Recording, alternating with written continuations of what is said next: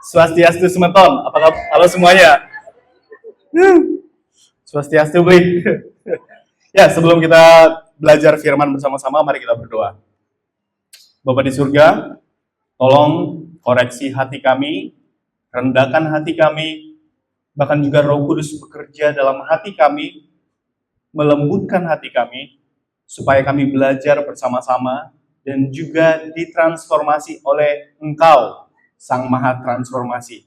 Tuhan, tolong kasih kami kekuatan supaya kami bisa belajar bersama-sama dan bisa mempraktikannya dalam kehidupan sehari-hari.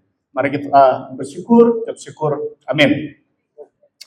Ya, sebelum saya sharing firman, saya mau kesaksian kayak 1-2 menit. Aku sama istri, kami mungkin berapa bulan atau minggu belakangan ini, banyak sekali khawatir tentang rumah. Karena kami harus cari rumah, sementara harga rumah di Sanur itu semakin mahal, dan semakin mahal. Dengan budget yang kami punya, kami nggak bisa tinggal di Sanur ataupun di tempat lain. Karena rata-rata harus bayar 2 tahun. Kami nggak punya uang untuk itu. Jadi kami sampai sudah buat skenario, mungkin kami akan tinggal di kos-kosan, 1 kamar aja, dengan nanti anak. Itu sangat mengkhawatirkan buat kami berdua, khususnya buat saya, karena ya ini tidak baik, tapi kayak naluri saya sebagai laki-laki mau menjadi provider, mau menjadi penyedia. Padahal itu salah, provider itu kan Tuhan. Akhirnya kami berdoa banyak, Tuhan tolong kasih uang sebanyak ini, supaya kami bisa bayar untuk 2 tahun. Berdoa terus seperti itu, tapi belum ada uangnya untuk 2 tahun. Itu membuat semakin panik buat saya, susah tidur, sampai kayak banyak sekali jadi mudah tertrigger karena panas, tapi juga mikirin hal itu. Ya, akhirnya saya sangat bersyukur istri waktu itu bilang waktu pagi-pagi, kayak dia diingatkan, aku kurang ingat detailnya, tapi dia bilang kayak daripada kita minta ke Tuhan terus, karena kami khawatir minta ke Tuhan terus, ya Tuhan bisa kasih. Itu gampang buat Tuhan. Tapi daripada minta ke dia terus, minta materi, uang, mungkin lebih baik kami meminta hikmat ke Tuhan. Supaya kami dikasih hikmat, dengan uang yang kami punya, kami bisa cari rumah. Seperti itu. Akhirnya, sampai sekarang nggak ada uangnya untuk 2 tahun itu. Sampai titik ini nggak ada uang itu. Kemarin, karena saya suka keliling, akhirnya ketemulah rumah, masih di dekat daerah Sanur, daerah Sedap Malam. Rumah ini bukan cukup luas ya, 2 area, ada 4 kamar dan bagus. Dan ketika ngobrol orangnya sangat ramah, dan harganya, ketika tanya harga, ternyata kami bisa bayar 2 tahun dengan uang yang kami punya sekarang. Itu jauh lebih murah. Jadi budget kami 1 tahun bisa untuk membayar 2 tahun rumah itu. Dan rumah itu luas, ada halamannya. Jadi saya hanya mau bilang, walaupun kami belum sign kontrak, rencananya besok. Jadi tolong doain supaya mulus untuk sign kontrak. Jadi saya mau bilang, benar, nggak apa-apa minta materi ke Tuhan. Tapi juga mungkin Tuhan mau kita supaya tidak meminta uang terus, tetapi minta hikmat. Karena ingat, kita adalah rekan kerja Allah. Jadi Tuhan mau bekerja sama dengan kita melalui hikmat yang Dia berikan. Jadi mungkin sampai saat ini saudara masih khawatir, mungkin sepertinya nggak ada jawaban Tuhan tentang uang dan lain-lain. Mungkin Tuhan sedang mau kasih hal yang lain buat kita semua. Bisa hikmat ataupun bisa yang lain. Ya, itu saja. Semoga ini membantu, kalau nggak membantu juga nggak apa-apa. Ya, silakan slide-nya. Kita masih lanjutan di series dari khotbahnya si Om. Kita akan baca hari ini di Matius 5 ayat 9-12. Jadi saya mau minta 2 orang bantu saya untuk bantu baca ayat 9-10, 11-12. Jadi 1 orang 2 ayat. Saya nggak mau tanya siapa yang mau bantu, karena pasti lama angkat tangan. Jadi saya langsung tunjuk aja ya. Oke, saya minta tolong Selina dari sini, ayat 9-10, dan dari sini Kak Dem, ayat 11-12. Jadi bisa ada di layar juga ya. Silakan.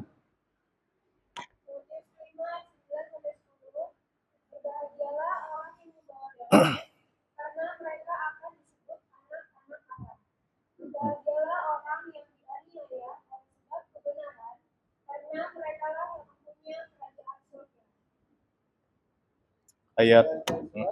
Berbahagialah kamu, jika karena aku kamu dicela dan dianiaya, dan kepadamu dikenakan segala jahat. Bersukacita dan bergembiralah karena engkau besar sorga, sebab demikian juga telah dianiaya nabi-nabi yang sebelum kamu. Baik, terima kasih untuk dua teman-teman. Kita langsung lanjut ke ayat 9 lagi, Kak. Ke slide selanjutnya. Ya, kita mau fokus dulu di ayat 9. Jadi berbahagialah orang yang membawa damai, karena mereka akan disebut anak-anak Allah. Dari ayat ini saya mau bagi beberapa. Oh, masih lanjutin tadi, Kak. Jadi ayat ini saya akan bagi beberapa. Yang pertama, ada kata berbahagialah. Yang selanjutnya adalah membawa damai. Dan yang selanjutnya anak-anak Allah. Jadi ada 3. Kita mau fokus ke 3 hal ini dulu. Berbahagia, membawa damai, dan anak-anak Allah. Silakan lanjutkan. Ya, berbahagia. Jadi kalau dari bahasa aslinya, Alkitab Perjanjian Baru itu Yunani, itu katanya kayak makarios, berbahagia. Berarti diberkati, berbahagia, dan dimaksudkan sebenarnya tidak terlalu berhubungan dengan adanya berkat ataupun perasaan bahagia. Tetapi suatu keadaan di mana kita berada dalam hubungan yang intim dengan Tuhan. Ini dengan kesaksian tadi mungkin sedikit relate, sedikit berhubungan. Walaupun kami mungkin nggak dapat uangnya, tapi kalau kayak ada hubungan yang intim dengan Tuhan, maka seharusnya aku dan istri bisa berbahagia. Tapi realitanya, banyak kali yang saya lakukan adalah dengan memakai kekuatan sendiri, pikiran sendiri, tapi ujung-ujungnya apa? Tidak ada, membuat semakin stres. Jadi, saya mau menekankan suatu keadaan di mana kita berada dalam hubungan yang intim dengan Tuhan. Jadi ini sangat penting hubungan yang intim dengan Tuhan. Bagi yang suami istri, kalau yang belum, gak usah praktekkan hal ini. Jadi kalau bagi yang suami istri, ada orang bilang ke saya, sangat penting untuk melakukan sesuatu. Contoh, ketika saya mau keluar rumah pagi-pagi, sangat penting melakukan say I love you, bilang aku cinta kamu, dan cium istrinya. Bisa di bibir, atau di dahi, atau dimanapun. Supaya ada relasi yang baik. Ada relasi kayak kedekatan, walaupun keluar rumah, saya nggak tahu seberapa efektif itu. Tapi menurut saya lakukan itu, kadang-kadang masih bolong. Jadi maafkan saya, istriku. Jadi saya mau melakukan lebih lagi hal itu, karena itu bagus sekali untuk membangun relasi ikatan emosional yang lebih dekat lagi. Ya, jadi saya sangat mau mendorong, mungkin yang sudah melakukan itu sangat bagus, bagi yang belum, khususnya yang sudah menikah, coba mari kita lakukan bersama-sama. Jadi saya mau bilang kayak berbahagia. Kita akan lanjut berbahagia. Kata makarios itu diberkati dari sudut pandang Tuhan, di mana Tuhan memandangkan wajahnya, bahkan ketika kita tidak merasa bahagia. Bahkan ketika kita tidak merasa bahagia, Tuhan masih memperlihatkan wajahnya kepada kita. Tuhan masih ada di situ, sehingga kebahagiaan Tuhan itu tidak pernah berhenti, selalu berkelanjutan. Masalahnya adalah, kita nggak bisa rasakan. Karena apa? Ini dia yang terakhir tadi. Hubungan intim dengan Tuhan. Ada nggak relasi yang intim dengan Tuhan? I'm still working on it. Aku masih bekerja dalam hal ini. Sangat mudah pagi-pagi bangun, lihat video anjing di Instagram, pasti aku sangat senang. Terus lihat lagi video yang lucu-lucu, anjing, terus lihat lagi video Indonesia versus Jepang, bola dan hal itu sangat membuat aku senang. Sangat membuat aku senang. Tapi kalau pagi-pagi bangun, setelah itu FaceTime ataupun journaling, itu sangat sulit buat aku. Sangat sulit buat aku. Aku nggak tahu yang lain, mungkin ada yang biasa aja, Tapi secara pribadi, itu masih sulit buat aku. Khususnya menulis di buku. Aku selalu punya alasan kalau ditanya, sudah jurnal?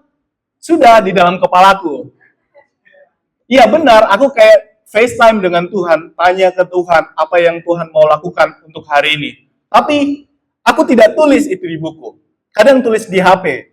Jadi kalau misalnya istri tanya, makanya aku bersyukur ada istri, Elizabeth. Kalau dia tanya itu, kadang aku kesal. Kamu kayak guru aja ingatin aku. Tapi itu hal yang baik. Tapi karena aku nggak lihat kebaikan yang dia lakukan itu, aku nggak bisa lihat itu pada saat itu. Jadi aku mau bertobat supaya aku lebih sering journaling. Aku nggak tahu kalau teman-teman kalau mau bertobat, ayo mari bertobat bersama-sama. Amin ya. Jadi hubungan yang intim sangat-sangat penting untuk bisa merasakan kebahagiaan dengan Tuhan. Coba kalau saudara nggak pernah ngobrol sama pasangan, sama teman, pasti tidak ada hubungan yang intim dengan saudara saya, teman-teman. Ya sama, ini karena konteksnya khotbah Yesus di bukit. Ketika Yesus bersama dengan murid-muridnya, mereka kurang lebih 3,5 tahun bersama-sama. Ada saat-saatnya Yesus juga beristirahat. Ketika Yesus melayani dengan murid-murid, dia pergi ke satu bukit dan dia sendiri ambil waktu dengan Tuhan, menghilangkan hiruk pikuk. Apa itu bahasa Inggrisnya nggak tahu. Semoga paten lah. Hiruk pikuk itu kayak ya kebisingan, keramaian. Jadi kayak menghilangkan itu semua, dia pergi sendiri ke tempat yang ya tenang, lalu dia ambil waktu sendiri lalu berdoa kepada Bapa. Tuhan Yesus, Tuhan kita, dia sendiri melakukan itu.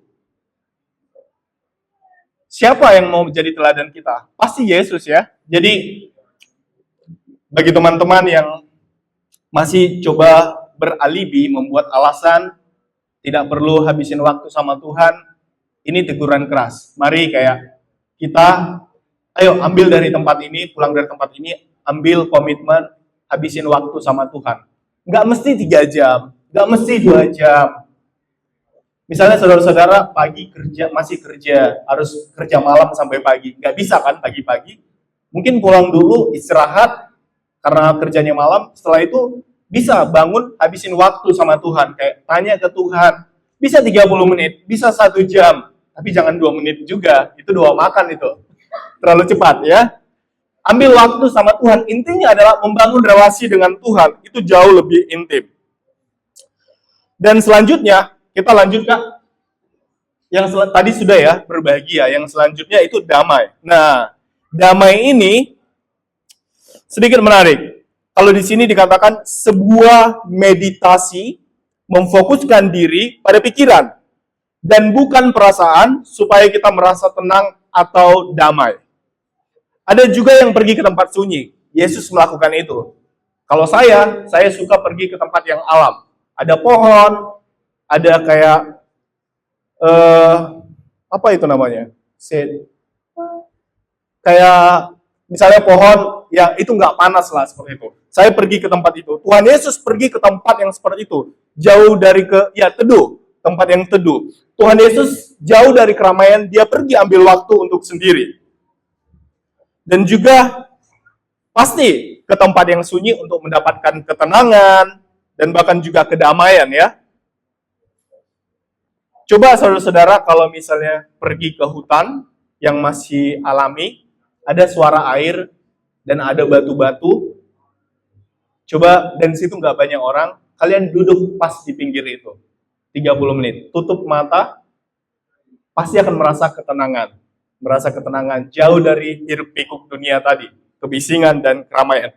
Pasti itu kan yang kita butuhkan untuk kayak stress relief kita. Bagi yang suka tempat-tempat alam misalnya. Bagi yang suka pergi ke pantai, bisa pergi ke pantai. Ada banyak hal-hal yang kita bisa akses, nggak perlu bayar mahal seperti itu. Jadi kayak ada kedamaian. Tapi itu biasanya bersifat sementara. Bersifat sementara. Kalau ada masalah, kita pergi ke sana.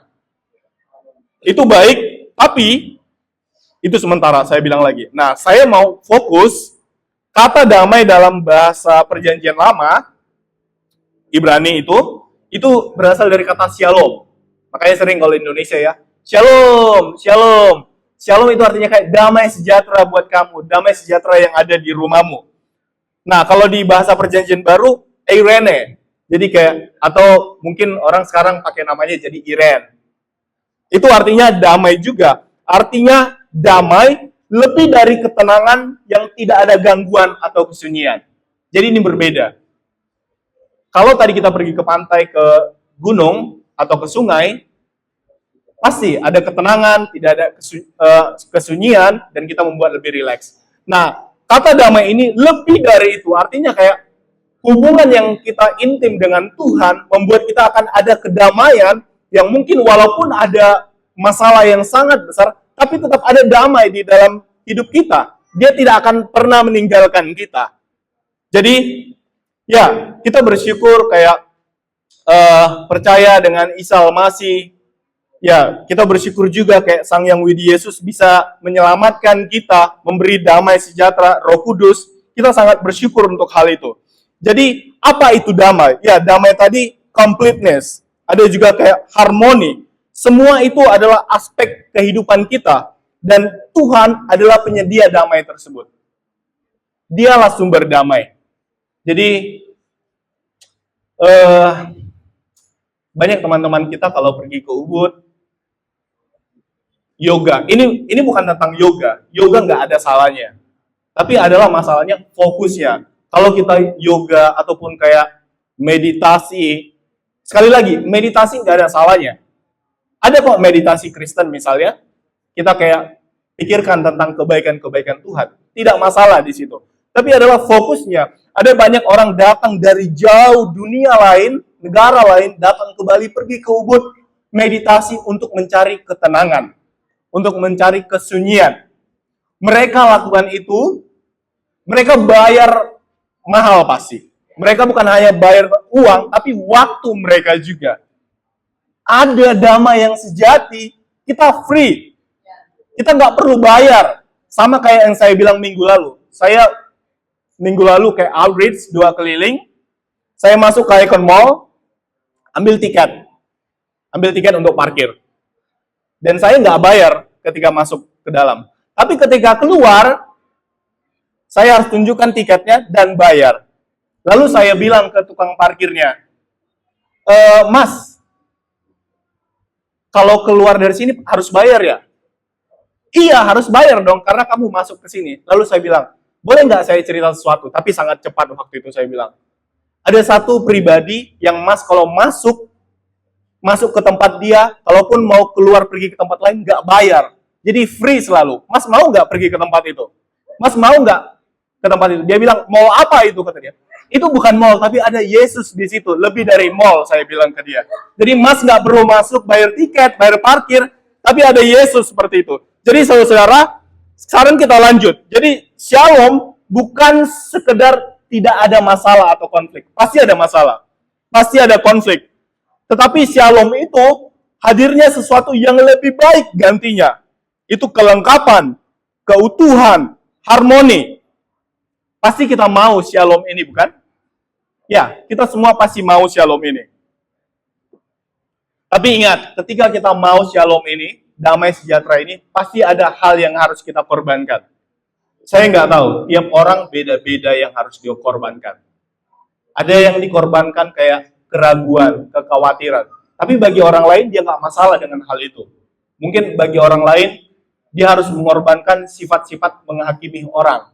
Dia harus korbankan. Tapi bagi orang lain, dia nggak ada masalah dengan hal itu. Ada bagi orang lain, tipu-tipu. Dia harus mengorbankan itu, kayak berbohong. Tapi bagi orang lain, itu tidak selalu seperti itu. Jadi, semua kita berbeda-beda. Tapi satu yang paling penting adalah ada hal yang harus kita korbankan. Ini bukan usaha kita, oke? Ini hukum sebab akibat. Ketika kita mendapat damai tersebut, maka ada akibat yang harus kita korbankan. Bukan kita korbankan lalu dapat. Karena dia Sang Maha Kuasa, dia Sang Sumber damai, yaitu Roh Kudus yang memberi damai kita. Lalu lanjut, membawa damai.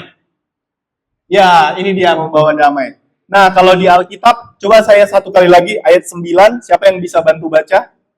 Di Alkitab terjemahan apa itu? Terjemahan baru, ya. Mungkin Kak Hendra bisa? Ayat 9 tolong baca. Bisa Kak ditampilin ayat 9, Kak Nata? Ya.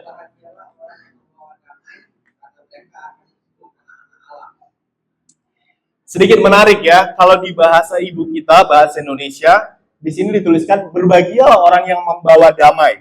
Jadi kayak membawa damai. Tapi kalau di bahasa Inggris, apa itu Bun? Peacemakers ya. Jadi kayak dia membuat, bukan membawa. Ada perbedaan. Apakah bahasa Indonesia salah? Enggak. Kita harus menghargai tokoh-tokoh gereja, bahkan tokoh-tokoh orang yang bekerja dalam penerjemahan Alkitab. Mereka sudah melakukan yang terbaik. Tapi kita coba mau lihat lagi, bahkan kayak di bahasa Yunaninya, saya akan coba di sini. Itu dari kata eirene poioi. Artinya kayak orang-orang yang membawa damai. Orang yang membawa damai, tapi lebih dari itu adalah pembuat damai. Makanya kalau di bahasa Inggris, peacemakers. Jadi kayak mereka daripada hanya membawa damai, berarti ada damai yang sudah ada, mereka bawa, dan kasih ke orang lain. Tapi di sini dituntut justru kita membuat sesuatu yang belum ada. Artinya membuat damai tersebut. Kenapa? Datang ke komunitas ini, kita bukan hanya pembawa damai saja, tapi kita adalah pribadi yang mau membuat damai. Kita mau menciptakan suasana damai di komunitas ini. Tapi bukan hanya di komunitas ini aja, di lingkungan pekerjaan. Aku tahu di lingkungan pekerjaan itu sangat sulit. Ada teman-teman yang menjengkelkan, ada teman-teman yang mungkin menghakimi kita, sangat sulit pasti untuk membuat damai. Apalagi gimana mau membuat damai? Lihat mukanya aja udah kayak enak. Lihat mukanya aja kayak udah Ya, itu realita. Tapi ingat, ketika Tuhan Yesus bersama murid-murid, kira-kira menurut kita semua, apakah murid-murid Yesus semua membuat damai? Kira-kira ada nggak murid Tuhan Yesus yang menjengkelkan Tuhan Yesus? Ada orang-orang yang justru sangat dekat dengan dia. Petrus. Dia orang yang berapi-api. Tapi ngesalin nggak? Dia nyangka Tuhan Yesus 3 kali.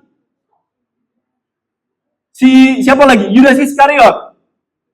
Katanya, saya bisa salah, katanya kalau orang-orang yang bekerja di bagian administrasi waktu itu, khususnya Yudas Iskariot, dia berhubungan dengan uang, maka dia harus punya hubungan yang jauh lebih dekat dengan pemimpinnya dan orang-orang pemimpin. Karena dia harus komunikasi dengan budget mereka. Dan dia harus laporkan, ada intensitas komunikasi yang lebih daripada yang lainnya. Tapi apa yang terjadi? Yudas Iskariot, dia jual Tuhan Yesus dengan ke penjaga Romawi. Menjengkelkan nggak? Iya, menjengkelkan. Bahkan Tuhan Yesus seharusnya jengkel buat mereka, terhadap mereka. Tapi apa yang Tuhan Yesus lakukan? Ketika Petrus tanya, Tuhan Yesus tanya ke Petrus, apakah engkau mengasihi aku? Petrus jawab, ya, engkau tahu. Terus dia tanya lagi yang kedua, apakah engkau mengasihi aku? Ya, engkau tahu aku mengasihi kamu. Terus dia tanya lagi ketiga kali, apakah engkau mengasihi aku? Saya ketika baca ayat ini, wow, ini luar biasa. Tuhan pakai metode yang sangat-sangat indah. Ingat, Petrus menyangkal Tuhan Yesus 3 kali. Tuhan Yesus mempertanyakan dia 3 kali. Ini kayak secara tidak langsung, Tuhan Yesus mau bilang ke Petrus, hey, kamu 3 kali menyangkal aku. Seharusnya itu kayak menjengkelkan. Tapi ada 3 kali juga kayak karunia, kasih karunia. Ada kasih Tuhan yang begitu sungguh besar. Bahkan 3 kali dia lakukan pasti dengan tujuan tertentu. Lalu setelah itu Petrus, semenjak dari itu, maka Petrus rekomitmen lagi. Dan dia melayani, dan banyak orang bertobat dan menerima Yesus pada waktu itu. Nah, sama, jadi kayak peacemakers atau kayak pembuat damai ini sangat penting menurut saya, karena, ya, ini ada satu quotes, ada kayak satu kutipan, ya ini dia. Orang yang membawa damai adalah orang yang telah diperdamaikan dengan Allah dan berusaha menuntun orang lain untuk berdamai dengan Allah. Kalau teman-teman yang bahasa Inggris silakan bisa baca sendiri. Jadi teman-teman, kita yang sudah punya damai, yang sudah dapat damai, tugas kita bukan hanya membawa damai saja, tetapi menuntun orang untuk berdamai dengan Allah. Caranya gimana? Kalau hanya masih fokus dengan diri sendiri, apakah Anda berani berkata bahwasanya engkau pembuat damai? Saya sangat tegas untuk hal ini. Ketika kita mendapatkan damai yang kekal itu, apakah Anda sebegitu pelitnya untuk membagikan damai sejati itu ke orang lain? Hanya menyimpan saja, menyimpan itu bungkus sampai nggak berdebu, nggak mau bagi-bagi ke orang lain. Mungkin kalau uang bisa jadi ya, bisa jadi seperti itu. Tapi kalau damai ini, kita harus bawa orang lain, tuntun mereka supaya mereka melihat, merasakan, dan memperoleh damai sejati itu. Ada banyak cara, pasti doain, ikut trip, ada doa keliling, bisa dengan pekerjaan juga, kayak menjadi teladan, menjadi garam dan terang di sana. Tapi intinya adalah terlalu banyak alasan yang kita buat menurut kita itu layak untuk tidak membagikan damai. Tapi ketika Anda berpikir seperti itu, ingatlah betapa sedihnya kalau Tuhan Yesus juga nggak mau bagikan damai itu ke saudara-saudara. Pasti kita akan semua mati binasa. Jadi Tuhanlah pendamai yang termulia dan tertinggi. Kita mendapat hak istimewa dari perdamaian ini. Nah, makanya di sini kira-kira apa perbedaan antara membawa damai dan membuat damai? Kira-kira menurut kalian ini hal yang sama atau berbeda? Menurut saya berbeda ya, membawa damai dan pembuat damai. Dan juga ini akan berkaitan nanti dengan toleransi, saudara. Negara kita ini negara yang penuh toleransi.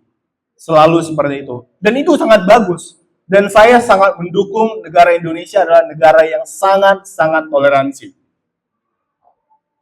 Saya tinggal di Bali, saya pakai Kamen sekarang. Mungkin saya mau jadi pecalang, jadi temannya Bli. Ini toleransi. Saya menghormati budaya Bali, walaupun nggak pakai udang ya, maafkan saya, harusnya pakai. Saya menghormati, saya menyukai budaya Bali. Bahkan saya cinta budaya Bali, kayak pakaian seperti ini. Saya merasa nyaman, saya merasa diterima ketika pakai-pakai seperti ini. Ini toleransi, saudara. Teman-teman kita yang di sebelah, Banjar, mereka sangat toleransi. Bahkan Bli yang ada di belakang, dia sangat toleransi. Dia ada di sini untuk membantu kita. Untuk menjaga keamanan, tapi juga kayak bukan sekedar menjaga keamanan. Dia adalah bagian dari komunitas ini. Ini sangat toleransi menurut saya. Kita ibadah di tempat ini, tidak ada yang ganggu. Ini toleransi. Dan itu hal yang baik. Dan mungkin, saya nggak tahu, mungkin kalau Tuhan lihat, wow, bagus itu toleransi. Mengasihi ya, mengasihi orang lain. Tapi ada satu hal yang saya mau bilang. Jangan sampai salah paham. Toleransi di sini adalah bukan berarti kita harus menjaga perasaan orang lain dan gak mau ceritakan kebaikan Tuhan. Dan siapa Tuhan itu? Dan siapa sang sumber damai tersebut?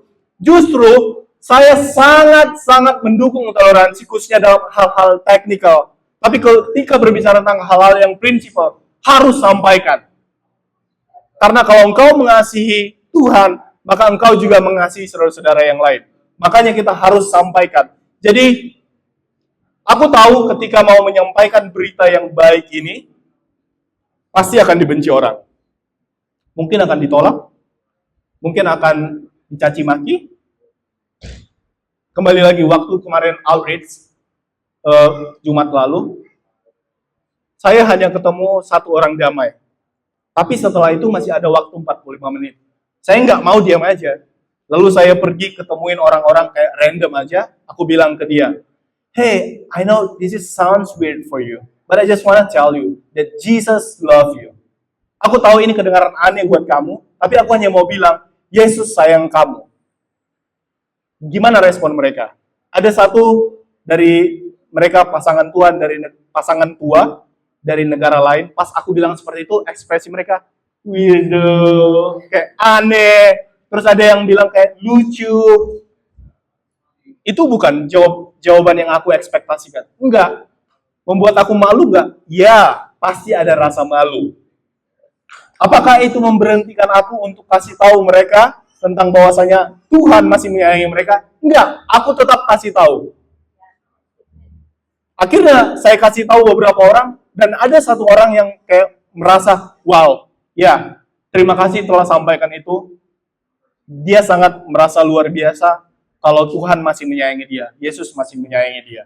Jadi teman-teman, toleransi ingat, jangan sampai salah persepsi, jangan salah pikir ya. Bukan berarti ketika hidup bertoleransi kita nggak harus ceritakan. Kita harus ceritakan tentang kebaikan Tuhan. Ya, saya mengerti, nggak semua orang bisa langsung ngobrol dengan orang baru. Nggak semua orang punya karunia dalam penyampaian kabar baik tersebut. Tapi ingatlah, ketika kita berusaha, walaupun itu sangat sulit, ada damai di situ, bahkan Tuhan bisa mengadakan mukjizat melalui pekerjaan yang sulit itu. Teman-teman semua mau mukjizat? Ya, pasti ya. Jadi, yuk kita mau ambil komitmen untuk melakukan ini. Lanjut. Ya, hidup dalam perdamaian dengan semua orang, apakah berarti mengikuti kemauan setiap orang? Tentu tidak. Di Yesaya 57 ayat 2, di situ dituliskan, ada ya, dan ia masuk ke tempat damai. Orang-orang yang hidup dengan lurus hati mendapatkan perhentian di tempat tidurnya. Jadi ini dimaksud dengan orang yang membawa damai itu sama dengan Matius ayat 9. Ini kayak nubuatan. Di perjanjian lama sudah disampaikan. Lalu di perjanjian baru juga disampaikan. Yesus itu sendiri yang menyampaikan. Tuhan mengirim utusan ini untuk menyuarakan kepada umatnya, hai umat Tuhan, masa pembuangan telah berakhir. Tuhan telah datang menjemputmu. Ingat, dia datang menjemput karena dia sangat mengasihi manusia. Jadi teman-teman, saya mau bilang satu kali lagi, ya kadang-kadang ada satu contoh kasus, mungkin ini tidak terlalu relevan, tapi saya mau coba dari Wahyu 2, ketika Yesus berbicara kepada jemaat di Tiatira, tentang mereka tertipu oleh Isabel, kayak dewa-dewa mereka, kayak Tuhannya mereka. Kata apiemi dipakai dalam bahasa Yunani berarti toleransi. Mereka saking toleransinya, mereka menoleransi ajaran Isabel. Ajaran Isabel yang menyebabkan mereka tertipu dan mereka hidup dalam dosa seksual. Itu toleransi, baik nggak? Tapi apakah toleransi selalu berujung baik dan benar? Enggak selalu. Makanya kayak kita harus sampaikan inti dari toleransi tersebut. Kebenaran dan damai tersebut. Jadi kayak jangan sampai karena toleransi membuat kita jatuh dalam dosa. Dalam dosa apa? Mungkin bukan seksual, tapi dosa nggak mau. Maksudnya dosa yang terlalu berfokus pada diri sendiri. Kayak human centris. Daripada Christocentris. Seharusnya kalau Christocentris, kita bagikan tentang kebaikan Tuhan. Dan yang terakhir, ini udah mau selesai ya. Lanjut Kak, ini tentang anak-anak Allah. Nah kira-kira siapa anak-anak Allah itu? Lanjut Kak. Oh ke belakang, maksudnya ke belakang.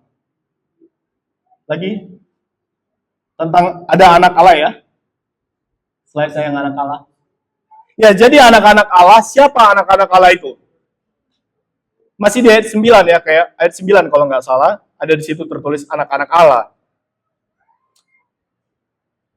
Jadi anak-anak Allah di sini untuk menggambarkan seorang anak Allah harus mempunyai sifat perilaku seperti Allah Bapa kita. Jadi ingat, kalau Pak Matt, anaknya Ray dan Chad, pasti Pak Matt mau anak-anaknya mempunyai sifat yang baik seperti dia. Ada harapan yang ya realistis, tapi juga harapan yang baik supaya anak-anaknya mengikuti dia. Nah, kalau kita anak-anak Allah, pastinya Bapak juga berharap untuk kita mempunyai sifat dan perilaku seperti dia. Pasti orang tua tahu ini, kayak kalau anaknya mungkin tidak taat atau menjadi nakal sekali, pasti orang tua sedih. Kira-kira seperti inilah gambaran Tuhan. Dia sedih ketika kita tidak taat, tidak mempunyai sifat dan perilaku seperti Dia. Jadi, ingat sekali lagi, membuat damai, di sini dikatakan di ayat selanjutnya, ayat 10 Kak. Coba ayat 10. Berbahagialah, baik ini dia. Berbahagialah orang yang membawa damai, karena mereka akan disebut anak-anak Allah. Berbahagialah orang yang dianiaya, sebab kebenaran, karena mereka lah yang punya kerajaan surga. Tolong digarisbawahi, bukan berarti ketika kita mau membuat damai, maka kita baru masuk surga. Bukan. Karena kita sudah anak-anak Allah, kita sudah ada dalam surga tersebut, makanya kita harus membuat damai. Jadi, konsepnya harus benar. Kita melakukan, itu membawa damai buat saya. Jairus pembawa damai buat saya. Selalu pasti. Karena saya senang sama dia. Ya, jadi harus benar. Kita sudah anak-anak Allah, maka kita harus membuat damai. Jadi jangan membuat damai karena mau masuk surga. Enggak ya. Jadi sekali lagi, anak-anak Allah dipakai untuk menggambarkan otoritas politik tertinggi kalau dalam perjanjian lama. Contohnya anak-anak Allah dalam Mazmur 82 ayat 1 sampai 6, tidak ada di sini, tapi nanti bisa baca di rumah. Itu kayak berbicara tentang otoritas politik tertinggi, yaitu otoritas politik dan raja. Ada kayak level atau kayak kuasa yang besar mereka miliki sebagai raja.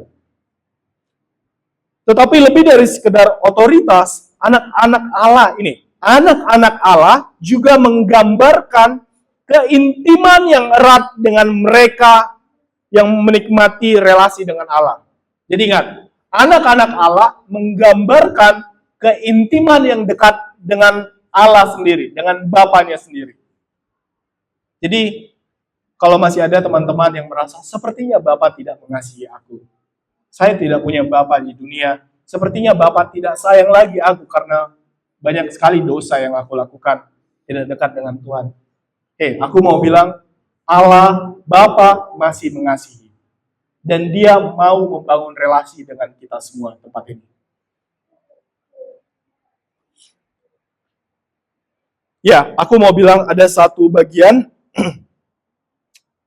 ini seperti kutipan, ketika kita memiliki keistimewaan yang besar sebagai anak-anak Allah, maka di sini dikatakan, kita tidak bisa menjadi tentara Kristus dengan kondisi lain, selain mendapatkan sebagian besar dari dunia memusuhi kita. Dan mengejar kita bahkan sampai mati. Oh, nggak ada ya bahasa Inggrisnya, tapi udah diterjemahin. Jadi kayak, kalau kita mau jadi anak Tuhan, anak Allah, menjadi tentara Kristus, maka tidak ada jaminan hidup kita akan selalu senang, akan selalu tidak ada masalah. Tapi ingat, bahkan mungkin dunia memusuhi kita, bahkan mengejar kita sampai mati. Ini tantangan yang jelas kita hadapi. Pertanyaannya adalah, apakah kita mau takut dari tantangan dunia, karena kita dikejar, bahkan bisa sampai mati, atau mau tetap berani untuk menyampaikan damai itu, membuat damai itu, dan kasih tahu siapa pemberi damai itu. Ya, kiranya Tuhan memberkati kita, biarlah pulang dari tempat ini, kita menjadi pembuat damai, bukan hanya membawa damai. Dan sampaikan damai ini kepada siapapun. Tidak peduli agama apa, tidak peduli suku apa. Ini penting, karena kita mau mereka merasakan damai. Ada banyak orang di luar sana yang stres. Kita ada untuk mereka, membawa damai. Ada banyak kayak perdagangan manusia. Bahkan di Bali sekalipun ada perdagangan manusia yang secara tidak kasat mata terlihat. Ada banyak juga kayak penganiayaan terhadap anak-anak di Bali. Jadi kita mau membawa damai ke mereka-mereka tersebut. Mari kita berdoa.